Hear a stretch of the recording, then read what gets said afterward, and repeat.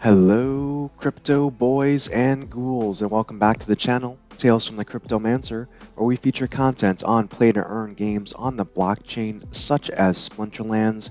And today I just wanted to do a quick video just on an update of the state of the general sale for Chaos Legion, just kind of see where we are, where we're headed, and if there's any good news potentially in the near future for us. So it is Thursday, January 27th in the evening, US time, and we have roughly 6.937 million Chaos Legion packs sold. This is slowly inching closer to 7 million Chaos Legion packs sold, which will give us our next airdrop unlock. And we're still have 8 million packs remaining, so we're still well over 50% of the Chaos Legion packs remaining to be sold. And honestly, the burn rate here is not very high. I also wanted to show you an interesting statistic coming from splintercards.com, and it's showing that there's an estimated 2.835 million packs that have been opened thus far, with over 4 million packs unopened and just being held and sat on right now. So that means of the almost 7 million packs that have been sold, less than half of those have been opened and are in the marketplace right now. And that's a little bit of a problem right now, because if we look at another piece of splintercards.com, if we go into the pack value here, the pack value of a Chaos Legion pack right now is $3.56 roughly, estimated pack value. And when you have a cost of a pack being $4 from Splinterlands, and then you add on the 45 cents for the potions cost, you're basically looking at a loss here of about 90 cents for every pack that you were to buy and open right now. And that's just not conducive to many people buying packs and listing cards and then repeating it, even for airdrop points right now. And that's why we're kind of in this stagnation period where we're not really going through a lot of packs. The card prices in the market have stabilized. In fact, they're probably not going down any further. They're probably inching up a little bit, just because there's probably not enough supply of cards in the market versus the demand necessarily, especially when it comes for things like summoners. Summoners aren't necessarily decreasing in price right now like many had anticipated. And the reason for that really is because, again, people aren't opening packs and relisting the cards right now for the airdrop points or for any other reason, because it's just not profitable. Now, you could potentially go on Hive Engine and buy packs of cards without the airdrop, and let's take a look and see what those are running right now. So the Chaos Legion packs on Hive Engine right now are selling for $3.06, and when you add in the 45 cents for the potion cost, it essentially makes it a $3.51 pack price right now here on Hive Engine. So basically, if you're buying Chaos Legion packs here and opening them and relisting them, you're probably at best breaking even on the purchases and the resales here, and you're not getting airdrop points. So again, there's no movement in the market coming from Hive Engine for packs. So the question really becomes is, what's going to break this standstill? How are we going to get through these packs? How are we going to start to see acceleration? How are we going to start to see legendary summoner airdrops unlocked? And let's look at some of the levers that could move the needle here. The biggest factor that's going to increase Chaos Legion packs being opened and purchased are going to be new players. And new players here have kind of stabilized, I mean, roughly around 2,200 new players a day, which is not very high in the grand scheme of things. Um, Adding 2,000 players a day is not bad, but it's also not massive growth that you would want to see. And if you look at actually the daily active users, it's a very flat number. And in fact, if you look at this, our daily active users back a month ago at the end of December were around 389,000, 376,000, 370,000. And a month later, fast forward to today, we're at 369, 371, 367. So we've stayed flat for the daily active users, if not gone down maybe a small percentage over the last month since Chaos Legion was released. So we're not seeing any sort of explosive growth. And these numbers of 2,000 new players coming on board every day, it's not ticking this up from a daily active user perspective. So what it tells us realistically is maybe there's new players coming into the game, but pretty much just as many new players come into the game, those same players on the other end of the spectrum maybe leave the game. And so we're having kind of a wash here. We're not adding any new users really to the active community, and that's a problem.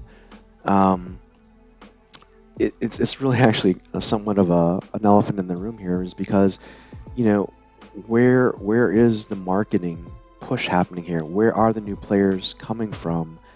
You just had the biggest release of a card set in Splinterlands history, but in the month of that release, you've added no new players. So here I would say that maybe, just being frank and honest, maybe Aggie overestimated the influence of these gaming guilds that were supposedly coming into the game. I don't see them necessarily adding thousands of users into the ecosystem and spurring on enthusiasm and content consumption and other things, which is a problem, right? Because they were given kind of a sweetheart deal for those that participated in the private bulk sale. So it looks like, from a guild perspective, they've overpromised and underdelivered as far as bringing new players and new active accounts into the game. And I'd be curious of how many of those unopened packs sit in the hand of guilds that haven't done anything with those assets. And if so, that's a little bit of a travesty. So, with marketing, it's going to take some time to ramp up. It's not going to happen overnight, but it needs to happen yesterday, basically, to get more people into the game. And let's see what Chatter does to bring more people into the game. Let's see how effective that is. But we have a number of other factors that are working against us. First and foremost is the state of the crypto economy as a whole, with Bitcoin not doing us any favors here. If Bitcoin recovers and starts to climb back up, certainly that could help our cause here for sure. That would be helpful. But again, with the crypto market, SPS is at roughly 12 cents right now per SPS. And that's also hurting the market because a number of invested Splinterlands assets in SPS are not being moved into packs just because I think many Splinterlands players value their SPS at more than 12 cents. So they're not trading SPS in for packs. So again, that hurts the pack burn or the pack sell rate. So until SPS goes up, that's not going to help things. The other factor is, we're waiting on things like ranked battle rewards, SPS staking rewards, Modern League and Wild League, new ways to earn and maybe bring in new players to the game. Because right now, quite honestly, again, another factor that's working against us is the price of DEC and the DEC reward pools. Many players, especially those that rented to get to higher leagues for higher rewards, have stopped playing and stopped renting because it is not profitable to do so. So you have a number of factors that really may not be in the hands of the Splinterlands dev team to change immediately, So the sentiment here would probably be that, for a Splinterlands player, you're going to have to be patient because this thing is probably not going to turn around anytime soon.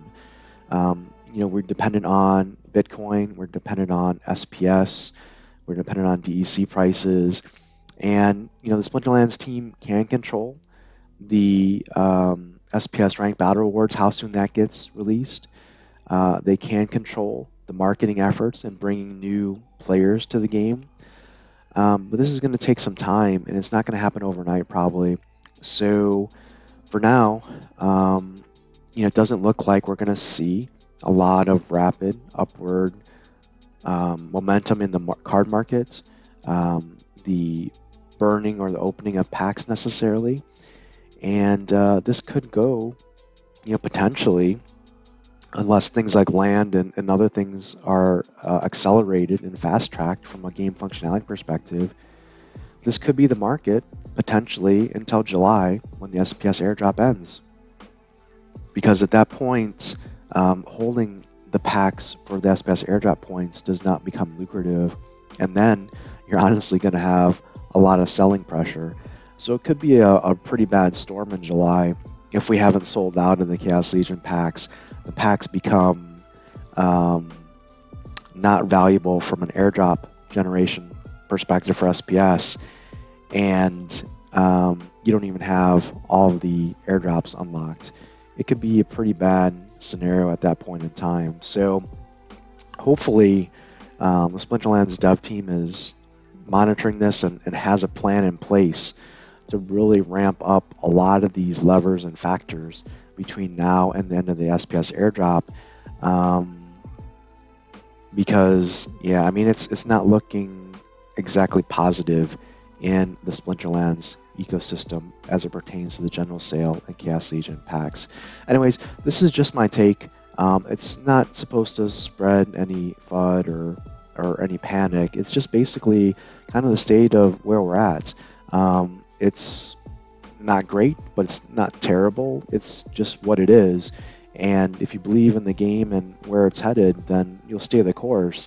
But just be aware that these are some of the factors that are influencing where things stand today. And I'd be curious to get your thoughts on what you think might move the market in a positive or negative direction, and how likely that is to happen in, let's say, the next 30 to 60 days. Let me know in the comments below. And until next time, keep stacking those stats.